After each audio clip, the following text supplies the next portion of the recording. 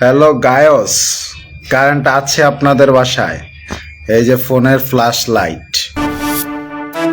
এতদিন তীব্র গরমের মধ্যে ঘন্টার পর ঘন্টা বিদ্যুৎ না থাকার কষ্টটা যেন গ্রাম অঞ্চলের মানুষের নিত্যসঙ্গী ছিল, কিন্তু এবার সেই অন্ধকারের অভিজ্ঞতা রাজধানীবাসীর। ঢাকার বিভিন্ন এলাকায় রাত কিংবা দিনে দীর্ঘ সময় বিদ্যুৎহীন থাকার অভিজ্ঞতা অর্জন করছেন রাজধানীবাসী। বাংলা মোটরের বাসিন্দা গণমাধ্যম কর্মী সিয়াম গাজী কৌতুকের ছলে তুলে ধরেছেন বিদ্যুৎহীনতার কষ্ট। আমার বাসায় কারেন্ট নাই, অনেকে তো বিশ্বাস করে না, সেজন্য লাইভে এসে দেখাচ্ছি। খুব গরম, ঘুমাতে পারছি না। সকাল 11টা বাজে অ্যাসাইনমেন্ট, কিভাবে যাব কিভাবে ঘুমাবো বুঝতে পারছি না। মোহাম্মদপুরেও আগে এমন সংকট নিয়মিত ছিল না, কিন্তু সম্প্রতি পরিস্থিতি বদলেছে বলে জানাচ্ছেন স্থানীয় বাসিন্দা। এই হাউজিংটাতে আগে তেমন বিদ্যুতের কোনো প্রবলেম ছিল না।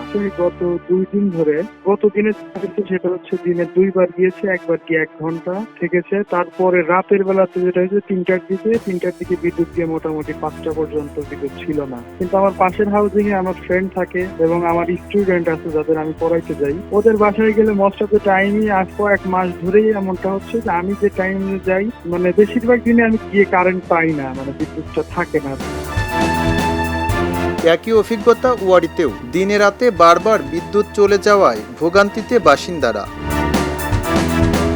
গতকালকে রাতে গেল 1 ঘন্টার জন্য, তারপর আবার ঠিক 1 ঘন্টা পরে আসছে। এরকমই করতেছে। আজকে দিনের বেলা গেল, আজকে দিনের বেলা অবশ্য তেমন দেরি করেনি, 40-45 মিনিটের মতো। কিন্তু আগে এই সমস্যাটা ছিল না। আগে এরকম হয়েছে যে সর্বশেষ কবে কারেন্ট গেছে তা আমরা একদমই জানতে পারিনি, আমাদের মনেই ছিল না। কিন্তু এই কয়েকদিন যাবৎ সমস্যা।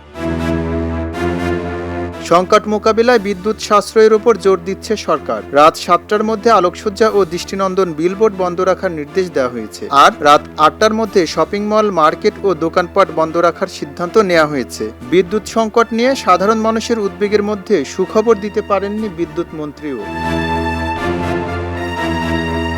দেশ জুড়ে তীব্র গরমের মধ্যে বিদ্যুৎ সংকট মানুষের দুর্ভোগ আরও বাড়িয়েছে, আর সংকটের মূল কারণ হিসেবে সামনে এসেছে জ্বালানি ও গ্যাস সরবরাহের ঘাটতি। এম রহমান, খবরের কাগজ, ঢাকা। খবরের কাগজ, নিখাত, নির্ভীক, নিরপেক্ষ।